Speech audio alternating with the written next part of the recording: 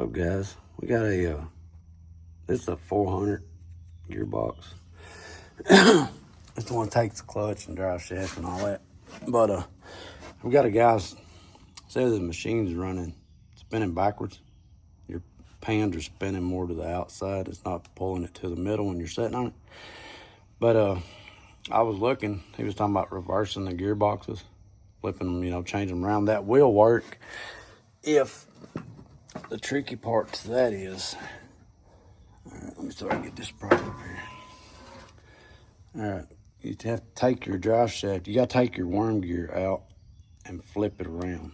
What that does, the reason you have to do that, oh, we got a worm gear right here. All right, if you'll notice, this side is smaller than this side. This is the one that your drive shaft goes on. That's the one that your fan goes on. But what you'll have to do in order to put your drive shaft on this side is you'll have to take these covers off the sides over here behind your fan and rotate this around, if that makes sense. And what that does, it goes in your worm gear. Oh, that's actually your pulley or your brass gear. It's on the inside. Then that hooks to your shaft, which would be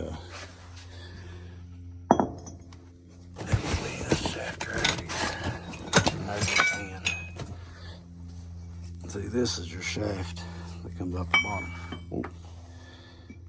And then that would set on this. But yeah, you'll have to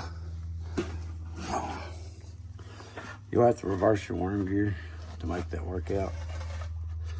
I'm pretty sure you can change them around, which I'd look at it pretty close to make sure that it will work before I tore it apart. I've not reversed the 400. I've done the 3-footers, but I'm not done the 6-footer, but I'm not done an 8-footer on the 400s, which this is a 400 gearbox. He said his is a 500, but I think they're still about the same gear, same thing.